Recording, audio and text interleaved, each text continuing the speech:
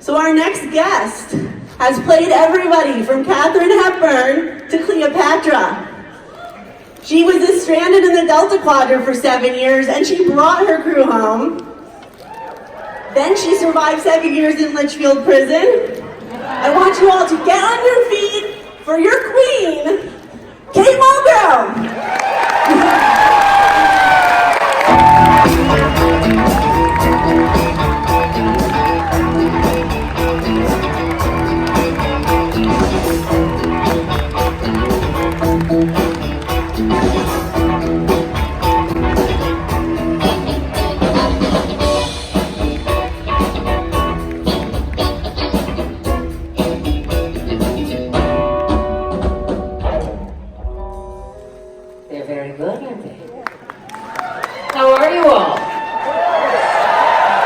Delighted to be here in conversation with Amy Imhoff, whom I know, but I will let her take the lead. Yes. Yes. Well, you've had a very busy year, haven't you? I've had a great year, Amy. She has been everywhere. Book out in May. My second book, How to Forget, was published on May 21st. Thank you. This was a tougher one. I think it's a better one. I went away to Ireland. It took me 5 years. My oldest son got a little sick, and that interrupted the process momentarily. It's not at all what I wanted to write, Amy. By the way, those colors look familiar, but that dress is of a different configuration than anything I was allowed to wear. Not exactly Starfleet regulation? No. And the wand, the hair thing, very, very good. Thank you. Very, very good. Yes, so I wrote about my parents in the loneliness of Ireland. It was austere, it was cold, it was wet, it was bleak, and I went deep. And I found out things that I never dreamed I'd find out at this stage of the game. The tap, tap, tap of the psychic ice pick emerged, and the book had its way with me. So I've written it, and I'll be selling it tomorrow. I hope you'll stop by. It's called How to Forget. How they lived and how they died, and how I was defined by them. And Kate will be doing a signing tomorrow from 10 to 1 of just the book on a complimentary basis. So please, get the book in the dealer room, the Barnes & Noble dealer. What does that mean? I compliment everybody who gets the book? I mean, they would. And I will, yes. So not only do you have the book out, you finished the final season of Orange is the New Black. I finished the final season. But I then went on to do another series called Mr. Mercedes immediately after we finished. So I don't think I've had time to understand exactly the effect of it, all 7 seasons. I will say this, I imagine a smattering of you, and only a smattering of you have actually watched the entire 7th season. It's more than you think. Oh, yeah, that's a nice resounding cry. Red did not fare well, but perhaps this is a reflection, and certainly vis-a-vis Genji Cohen, of what happens to women as they age in prison, especially given the corruption under which they age. So it was hard for me because I am taken down by the very illness that debilitated my beloved mother, which is what I write about in How to Forget. Little did I know that Red would suffer this affliction. And when Genji Cohen called me at the beach last summer, before we started shooting, she said, I need to talk to you about how I think Red should go out. I had a small, icy tingle, and I understood it was going to be tough, but I didn't think it was going to be quite that tough. Because madness is something that needs to be carefully and beautifully explored. And there really wasn't enough time on Orange is the New Black, I think, to give the devil its due in this case. But we did it, and that's how she goes out. And you had a hand in saying that it shouldn't actually be Alzheimer's, it should be... Well, I said I don't think we have enough time to color this blue. You're asking me to make such broad strokes regarding an illness that, in my opinion, is exquisitely pernicious.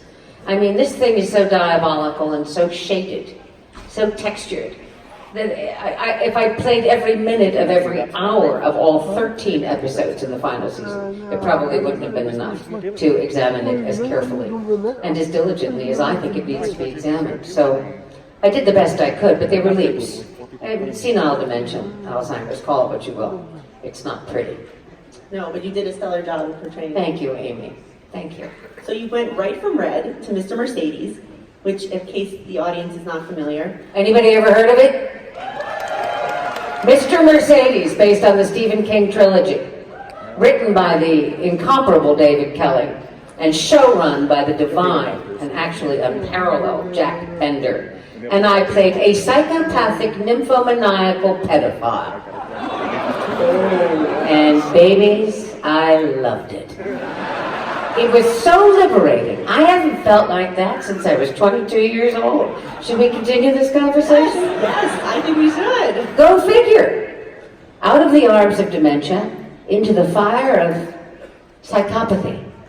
As she's a serial murderer, she's absolutely unpredictable. She's very smart. She's deeply wicked. And I dug every scintilla of her being. I saw you holding an axe in one of the promo photos, and I was I like, held it. I did stuff with it. Oh yeah. I did stuff with the axe, and I did stuff with the wood chipper. the wood chipper. I did stuff with a young man. I did whatever I wanted to do. Any further questions? We are all going to be very surprised. But you know what the interesting that thing role. is, Amy? Why I just leapt like a kid into that fire. Totally ready for it. Jack Bender would shout from the air, go, get the wine glass, get the axe, chop her head off. I'd say, you got it, baby, come here. I need to give you a glass of wine and talk to you about something. Great stuff. Great stuff. And if anyone doesn't know who Jack Bender is, maybe you've heard of a little show called Lost. Lost, The Sopranos, Yeah. Terrific showrunner, director, writer, So genius. she's capable hands. Yeah. And Gabe Ebert played my little, for lack of a better way of putting it, boy toy. And we had a great time. It's a whole new side of Kate. Shocking. Whole new side of you. They don't want to hear it. Let's go back to Janeway. So I know that you're going to get the question, which is, will Admiral Janeway be on the Picard show?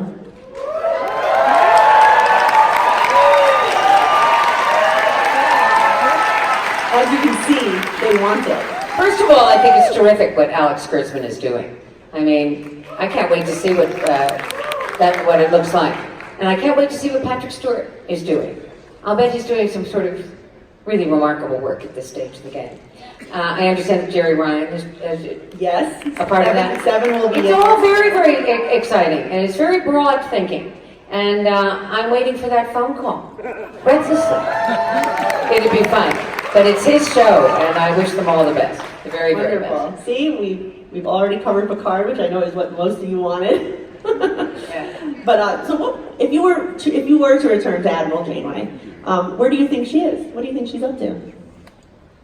I don't really know. As I said to a few of the people in the VIP room, I think Janeway's first and foremost a scientist, Amy. Mm-hmm. She may, of course, her rank notwithstanding, her longing and her passion and her essence is to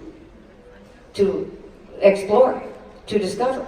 That's why I said to those guys in that room, it was terrible that we got lost in the Delta Quadrant. I spent my life apologizing for it. But I don't think Janeway felt so badly about it. She had the opportunity to discover everything. new worlds. And that is really, I think, what made her beat. I love that about her.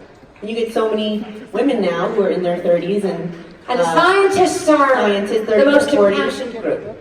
Really, it's an extraordinary thing, and an extraordinary time, I think, to be alive and to be a scientist, and to be a female scientist is now. There will be leaps and bounds now taken, I think. It's inevitable, in a very exciting way, and auspicious way, yes. And I think that there's a phenomenon called the Scully effect, because Scully predates Janeway by about 2 years, that women went into hard sciences and law enforcement because of her. However, I think that based on the feedback that you've been getting, that there's a Janeway effect, because so many women in politics have been citing you, and there was a New York Times article where Stacey Abrams from Georgia and Alexandria Ocasio-Cortez from New York cited you as an influence. You're shaping our political future. That's very flattering. And if even a modicum of that is true, I'm exalted. But I think that it is true, certainly, culturally. What Paramount does is a harbinger of what will come to pass. So that Janeway was the first female captain and a scientist was no mistake. It was well-intentioned, it was clear-eyed, and it was obviously prescient, because science is the field that Janeway most impacted, I believe. And if I could take that to my grave, I will be a very privileged and honored person, I'll tell you. Let's take some questions now, let's take Amy, some shall we? questions. Do you all have some questions for me? Where are you? There. There and there. Yes, you start. Hi, Kate. It's nice to see you again. And you. To follow up on Amy's question, I do know what Janeway is currently up to, but you'll have to wait for the book. My question, though, is last year, Netflix released a trailer for Orange is the New Black, Yeah. which there was a brand new captain's log from Catherine Janeway. Yes, Netflix did a fabulous job on that trailer, didn't they? Yes, they did. And I would like to know how that came about. There was Janeway, and then she saw red on the view screen. And it was like a captain's log, and you did the voiceover. I did? Yes. When? It was about maybe 2 years ago? Yeah. A year or two ago, yeah. It was because Netflix, Voyager is the most popular Star Trek on Netflix. You guys know that? Well, that's very, very good to know. You've refreshed my memory. Thank you. You're welcome. Uh-huh.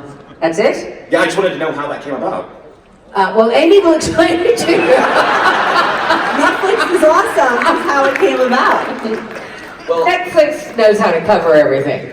well, to have Janeway back for even a brief moment, Yes. remarkable. That was Thank you. smart, wasn't it? It was. Yes, very good. Very And good. we Yeah. all hope that Janeway comes back. Thank you very much. Thank you.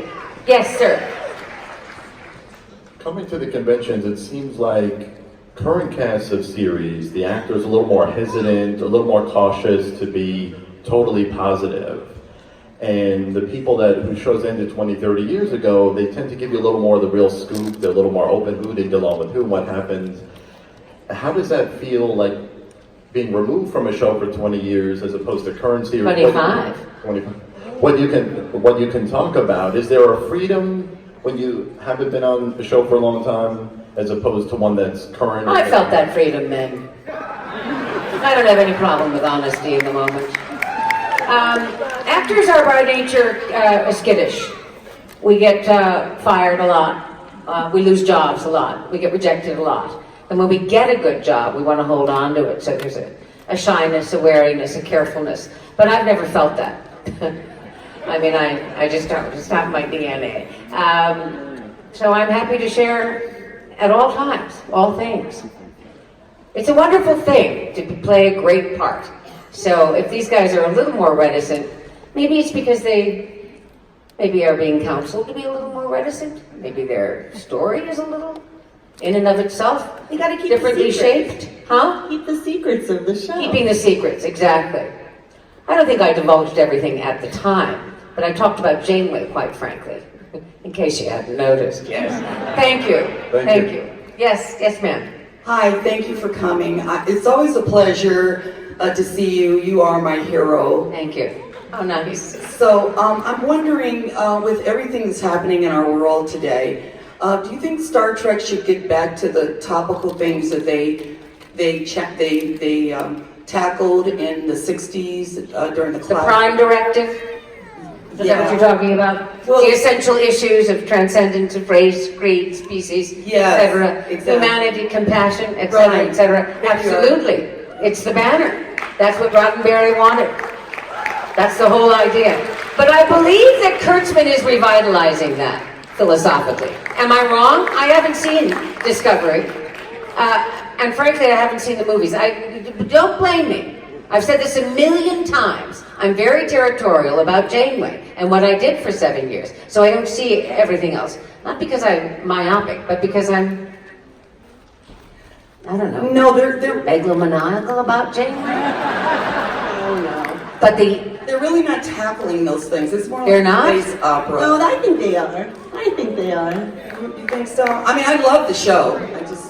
is this a millennial targeted demographic? Discovery, is it?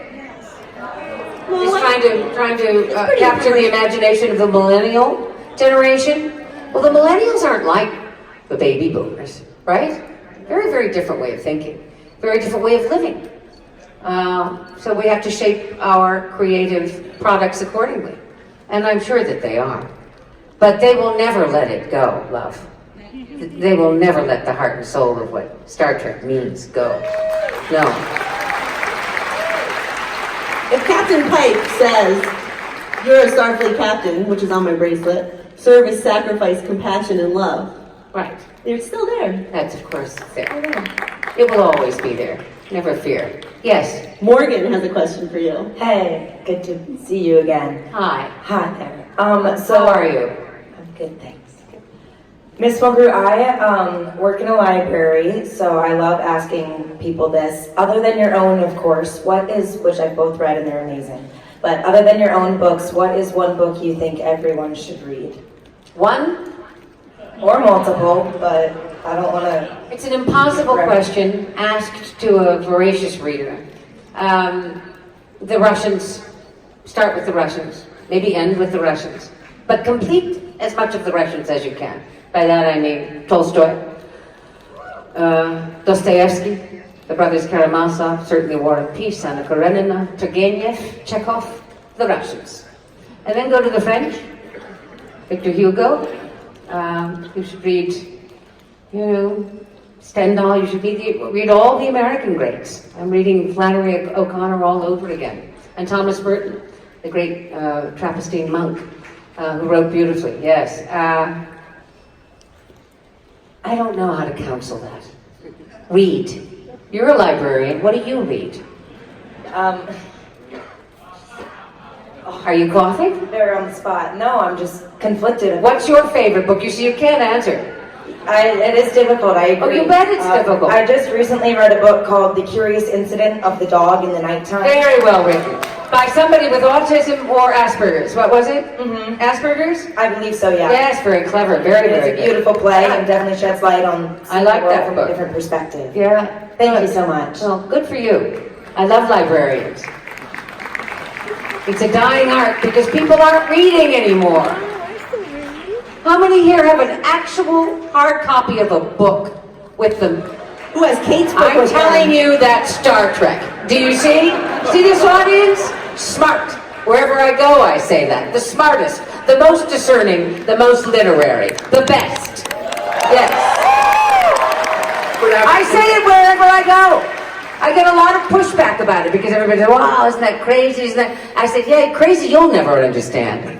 Because you don't have the intelligence to get there. It's called an intellectual imagination that transcends all of that nonsense. I'm really very, very impressed by Trekkers. And the way you think, we think, the way we think. It's an exalted and elevated way of thinking. It's the best way of thinking. Yes. Hi, I met you in New Jersey at a book signing, and I love your book. Anyone who has anything to do with being a medical advocate for older parents and like that, get the book, because it really sets the tone of what it's like to have to deal with on a regular basis. But anyway, the question... Thank you. The question is this. Your character Janeway is notoriously passionate about coffee. However, Kate Mulgrew, what is your passionate drink or what you love in way of drinks? Is it coffee, tea, or whatever? Coffee, tea, or whiskey? When I'm in Ireland, I drink tea. When I'm in America, New York, or France, I drink coffee.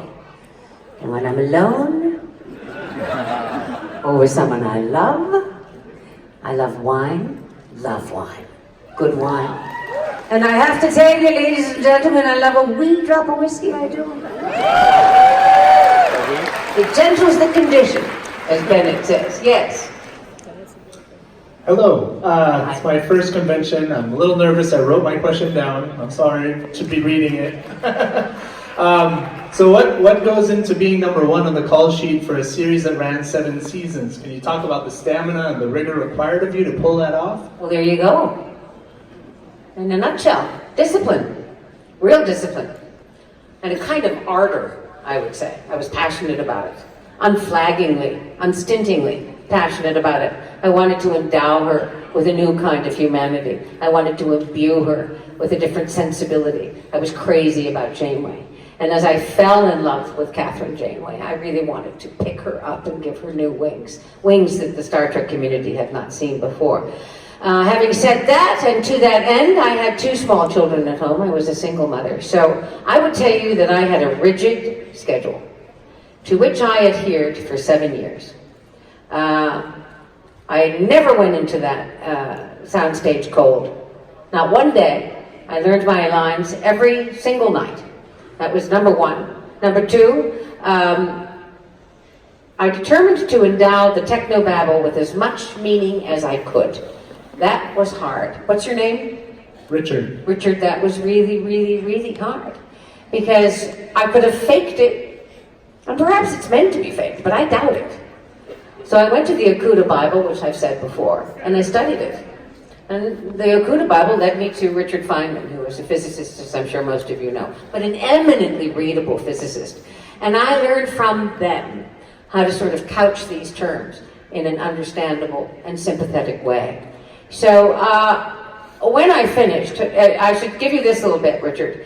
Before I actually started, Patrick Stewart said to me, I said, I have to confess to you, Patrick, I'm scared. I mean, this thing is really daunting. I feel like I'm shut out of a cannon. He said, don't worry. After 7 years, you'll walk away and you will be so proud of what you've done. If it's anything like what I've done. That sounds like Patrick. And he was proud. And guess what?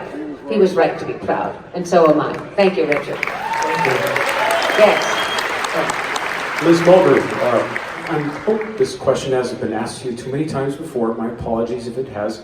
But anyway, Heinrich Kolbe was a great director. He did some of the best episodes of TNG and Voyager, including the pilot. And I only found a couple of years ago that he was a big part of your life for a few years. And I thought that was really cool. I mean, a great Star Trek director and a great Star Trek actress sharing their lives together. So, unfortunately, he's no longer with us. But I'm curious to know if you have a lot of fond memories of Mr. Kolbe, and if it was tricky balancing your life away from the set, with your lives on the set. Heinrich Kolbe. That's how you say it. Heinrich Kolbe, German. Yes, we became involved. Which you really shouldn't do if you're going to do Star Trek, because it's too hard. But on the one hand, he really helped me. I remember the first day, this is before we became involved, my very first walk onto the bridge from my ready room. I was scared. That was nerve-wracking with all those suits standing at the lip of the bridge, just waiting. I mean, I don't know if they were waiting to watch me fail, but they were waiting to watch me do something wrong. Because it was a kind of waiting like this. And we were in my ready room. I was making the entrance from the ready room, and Kolbe said to me, this is your living room. You can't do anything wrong. You own it. And then the doors opened, and out I went. And he gave me the first great push. He was an excellent companion to have through that period of time, and a very, very talented, smart, and lovely human being. And I'm sorry he's no longer with us. Thank you for that question, which was frankly unsettling. Thank you. Thank you very much. All right, well, hello there. Hi. I just wanted to ask you, basically, you and Emilia Clarke share a couple of interesting distinctions. We do? Yes, you do. First of all... Isn't she the one with the dragon babies? She was. She's a leading lady on an epic sci-fi fantasy show, just like you were. But also, the both of you were cast in your roles after a different actor inhabited those roles in the pilot. So my question to you is there a role that you passed on that you regret? Can you talk about that a little bit? That I regret? Yeah. A role that was not a role. No. I'm pretty discerning. No. But like nothing that was turned out to be epic that would have triggered a bigger movie career or more. Well, I think I probably would have recognized it at the time. Thank you. You rock. Thank you. Anyway, I don't think Emilia Clarke was a sci-fi. Game of Thrones is fantasy. It's not sci-fi. And never the twain shall meet. Kate told me something pretty, Dragon babies. We don't have dragon babies. Yes. No. What house do you think? What house do you think Kate belongs to? What house on Game of Thrones do you think Kate belongs to? What house? What house? I know. Bennett told me what house. She's House Lannister, you guys. I never saw it, much of it. Everybody's now, Bennett's going to give me pushback on this. I saw a couple of episodes because I was intrigued by the Lannisters because the brother and the sister were having sex. I mean, that's pretty riveting. And then I saw that boy fall out the window because he was doing peekaboo, right? Yep. And isn't that the whole story? Can't compare to science fiction. Next. Hi. Hi, how are you? So, my question is, what specific things do you think can be done to decrease the stigma around birth parents and adoption? The stigma around birth parents and adoption. Yeah. What can be done? That's up to Mother Nature, and you know she's not very kind in this regard. Women will continue to get pregnant when they don't want to be pregnant. And women will continue to want to be pregnant, and they won't be able to get pregnant. Because Mother Nature doesn't give a damn. As long as the human race goes on, we're going to fall, we're going to get up, we're going to fall down, we're going to get up again. Birth parents, the giving away, the renunciation of children, the reclamation of those children, it's all incredibly complicated, fiercely sad, one might argue unbridgeable. I think as long as we remain human, we choose life, as long as we love life and one another, it's going to be okay. But it cannot be without its flaws and its difficulties, love. Because 'twas ever thus, right? We don't choose a lot of the time, it just happens. Doesn't answer it very well, but I mean it about love and humanity. I think that's a great answer. Thank you, and thank you for that question. Yes. Hi, Miss Mulgrew. Hi. You probably don't remember me, but we met in 2006 at the Secaucus, New Jersey convention. Secaucus. Yeah. I was 13, and I asked you for advice on how to be an actress. I remember this. I was there too. You were? Yes. Amy, you were? No, I do. I remember this question. Okay. So my question isn't directly for you. What I want to explain to everybody is Kate was the sweetest, most honest person, and to be honest, even going and getting my 2 bachelors from the University of Central Florida in theater and film, she has probably given me the best advice out of all my teachers, directors, and everybody I've ever worked with. And at the end of all of it, she got the entire room to stand up and applaud for me. Yeah. And it was one of the biggest, most inspirational moments in my life. So, I would like everybody here who has ever been inspired by this amazing, talented woman to please stand for a round of applause. Oh, sweet. Are you an actress? Thank you. Thank you. Are you an actress? She's an actress!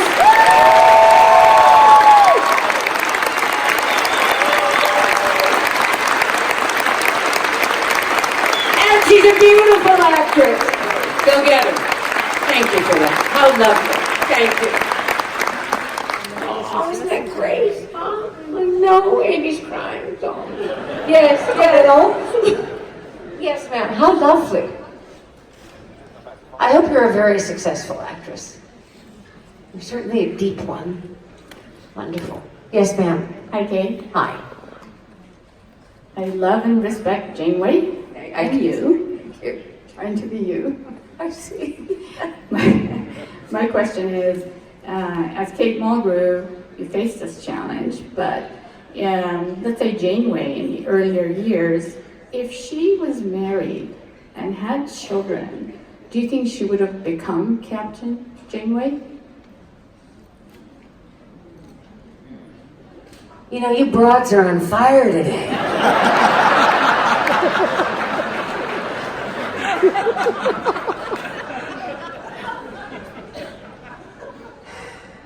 Probably. And I say that as if I'm tiptoeing through a field of nettles, because it was so hard to play it and raise my two boys, who to this day have not seen me on Star Trek Voyager, and never will.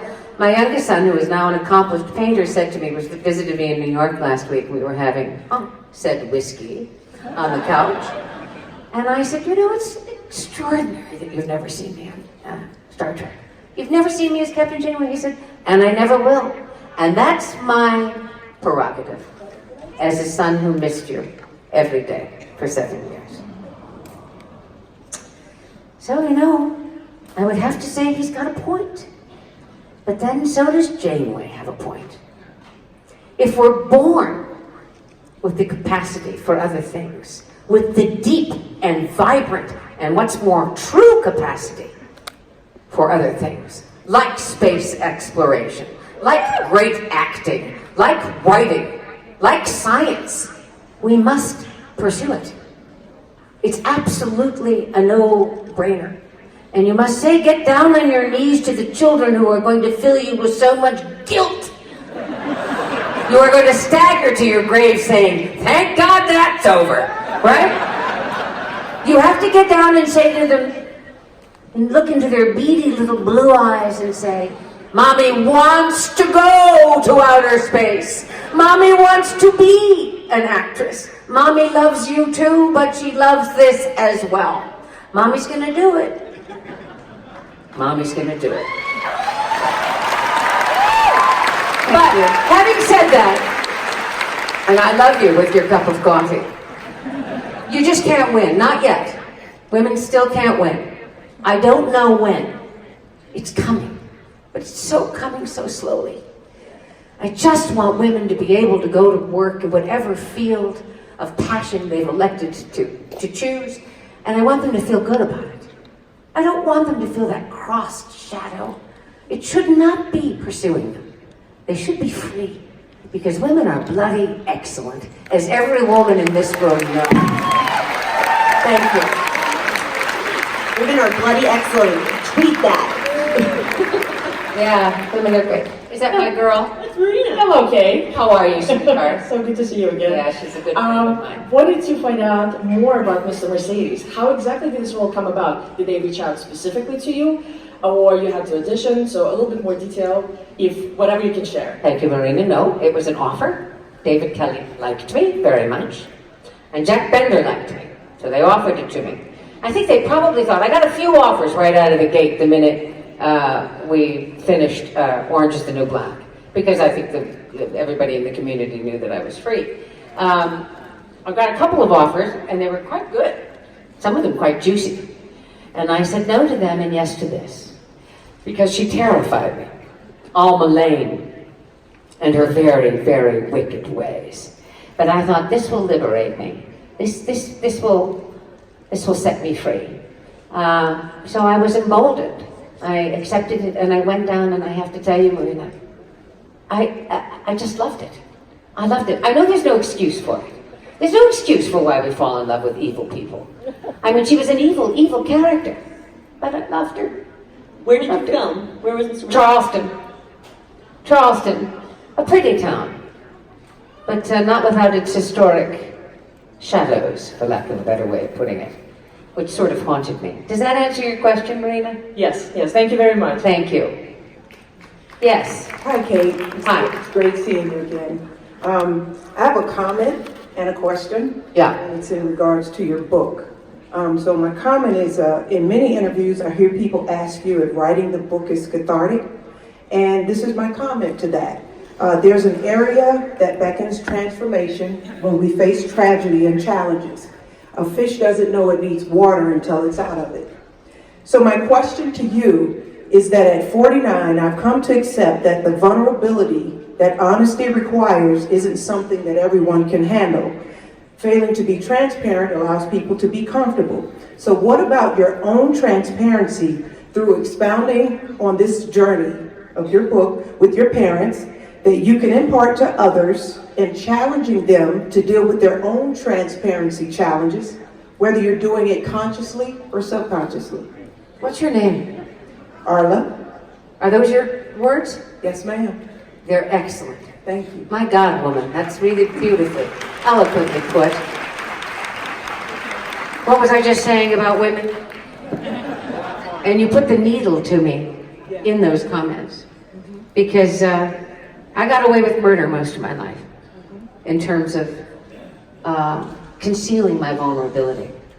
I could play at it, give you a little peek, sort of make you think that I was deeply vulnerable without exposing myself at all. Got away with it for years. In writing How to Forget, there was simply no way out. I had to walk the plank. And that meant I had to revisit Kate Mulgrew as she was as a little girl, vis-a-vis my parents. And I had to revivify the two people who shaped me. That excavation demanded of truth and vulnerability. So I wept almost every day, alone in that house in Ireland. And here's the funny thing, it's never cathartic. Don't write a book thinking it's going to be therapeutic, because it's not. It's not. You end up shooting yourself right in the head. Even now, everything resonates. It was profoundly disturbing. But if you want to write the truth about who you loved and what they meant to you, it's going to cost. So I would say, get down to it if you're going to be a serious artist. If you're not interested in being a serious artist and you'd rather deflect or avoid this kind of vulnerability, then by all means step aside. But as far as self-exploration is concerned, or advancing yourself as a human being, I'd say, grab your guts and walk that plank. Thank you. Thank you. Thank you. I think we have time for maybe 2 or 3 more. Yes, ma'am. Yes, ma'am. Hello, Kate. How are you? Good, how are you? I'm good, love. So, Captain Janeway has been one of my all-time favorite characters, not just across Star Trek, but across fiction in general. And one of the reasons for that is watching her decision-making process and thinking along with her in socially relevant decisions of so many that she's made on the show. And my question for you is, out of all of those tough, socially relevant decisions that Captain Janeway had to make, which one was your favorite or most interesting for you to work on? I like this question. It was a philosophical decision.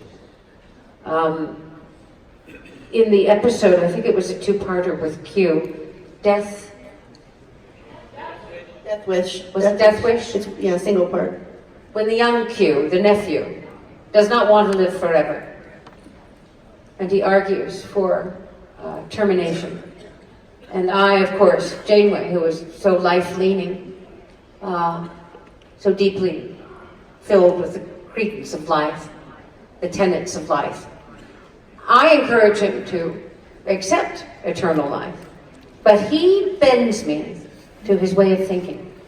I thought that was a beautiful, for lack of a better way of putting it, come to Jesus for Janeway. She was forced to listen to a different way of thinking.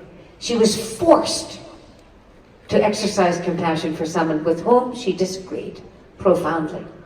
And she, in the end, deferred to his humanity. And that's what I loved about Catherine Janeway. Thank you. That was beautiful, thank you. Thank you. Yes, sir. Hi, thank you for being here, Ms. Mulgrew. In Next Gen, there was an episode where they made mention of an Ensign Janeway. Does What? They mentioned an Ensign Janeway. How dare they? Who wrote that? I don't know who wrote that, but my question was going to be if Janeway maybe have relatives in Starfleet. Her dad was an admiral. But why would she ever? She was never an ensign. I guess she'd have to start as an ensign. Well, I don't even think she started as an ensign. I don't understand that. I don't really understand that. I mean, I don't really know what to say. What, do you understand it? I see what he's saying, but I don't think there's a correlation. No, they probably just had the name in the... Maybe I was a relative, but I don't think Janeway was really a relative to any ensigns, really, very much. Thank you. Okay, thank you. Thank you, thank you. Yes. Kate, thank you, first of all, for being who you are. I wanted to let you know that I met Janeway as an adult. I'm in a leadership role, and to see a strong female woman being in charge and being confident has changed the way I lead. But since I have you here in front of me, do you have any advice for me and the other women in the room who are in roles of leadership? This is a good one to end on. Yeah, this is a very good one to end on. And a tough one.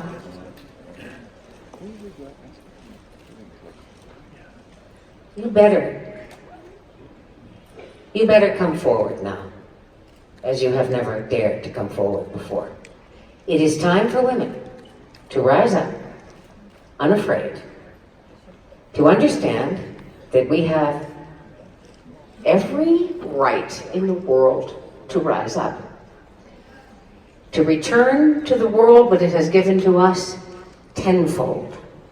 We are equal, and we are in many ways better, and we are in many more ways deeply empathetic as a gender. But we are a passionate, powerful, smart, altogether fearless gender. And it is time to stand up, and it is time to rise up. So on that note, I say, thank you, Las Vegas. Thank you.